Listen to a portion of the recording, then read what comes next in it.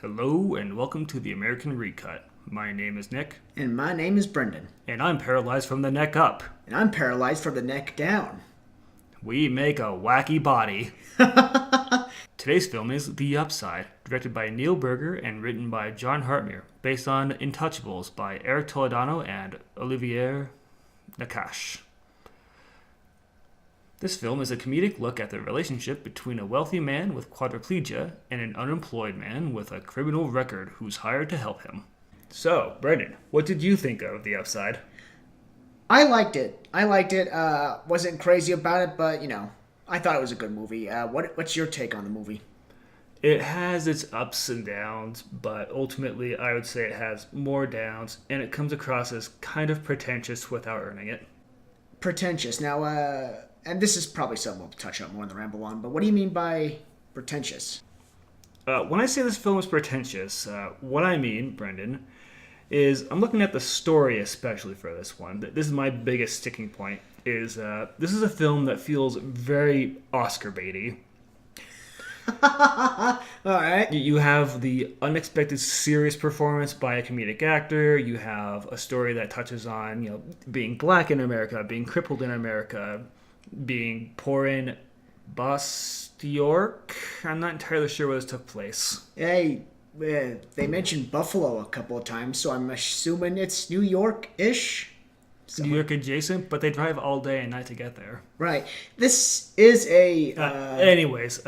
For the story of this film, it's pretty straightforward. An eccentric rich man who is crippled from the neck down hires on help. He hires on an African-American man. In this case, that would be Kevin Hart. But playing a man who has a broken family, a criminal record, all the usual Oscar baity schmuck, if you ask me. And nothing really happens. Nah. For, I want to say, 2 hours and 20 minutes of it. It was 2 hours. That was a 2-hour film. And no, nothing really happens. Guy gets hired, he works, gets paid, the end. That don't get into spoilers. But I will say that it is kind of a non-starter as far as the plot goes. It's very slow, very plotting, and it does have some moments where you have the meshing of Kevin Hart's comedic style with Bryan Cranston's style that does make some good moments in the meat of it in the middle. Sure. But not strong on plot points. Speaking of, Bryan Cranston and Kevin Hart are basically the only two characters that matter in this movie. Yeah, the only two characters. There are other characters. Kevin Hart has a wife and a kid. Yeah, and Bryan Cranston's character has an assistant played by Nicole Kidman. She's there. She's there. There's a slew of characters who show up. If not None of them transient. matter. All background. Not even really that relevant. Yeah, the characters aren't especially strong in this film. And granted, some of that is it being Oscar bait, some of that is the based on a true story angle, which hamstrings a lot of stories. No kidding. Let's talk about, very briefly, the effects of this movie. Yeah, it was there. It did its job. That's all I have to say. I think there are some places where they get too pretentious with it, both in the audio and the video design, to the point that it actually gets in the way of the movie. During one of the dream sequences, you see Bryan Cranston's wife is in bed. There's a camera shot where it floats bottom of the bed, over the bed, flips upside down, and goes back over the other side, which I have no idea what that means as a filmmaking technique. I know about things like the Dutch angle. I know things like using the inverted shot, but I don't know what you do with a roller coaster camera. That doesn't say anything. Yeah, is it a slow-mo GoPro? What is this? Additionally, as far as the soundtrack goes, this is a minor spoiler, but not one that spoils anything relevant. The movie uses a lot of operatic songs as far as its as a soundtrack by and large. And the way the movie ends is it uses an operatic soundtrack. It flares as we see the big fancy shot that they spent all their money on, and then it ends in applause. Yeah. I mean, which I sat there and thought, you didn't deserve this. You don't get to applaud yourself. I was a pat on the back. I'll give you that.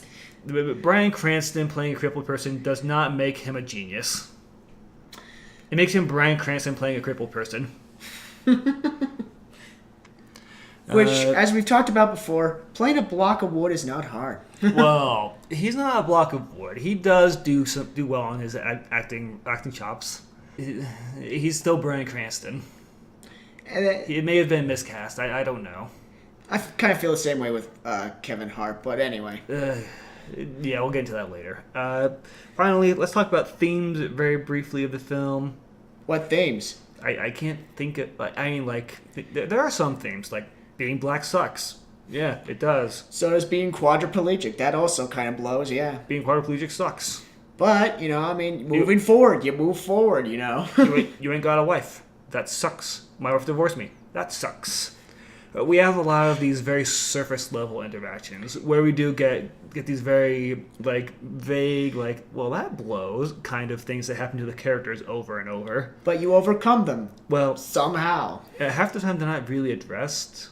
No, subtly touched up on, if anything.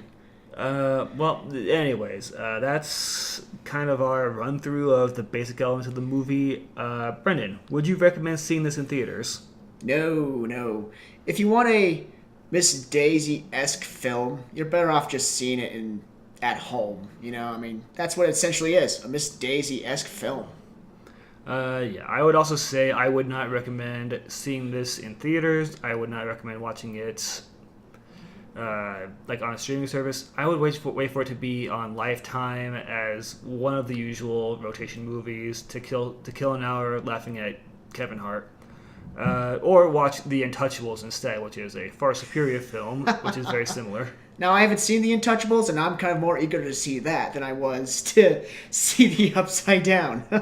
The Upside. The Upside. Finally happened. Yeah. All right, well, join us for the Ramble On, where we're going to talk about problematic things like, why is there a black person in this movie? Is it weird how he treats his quadriplegic manager? And other things.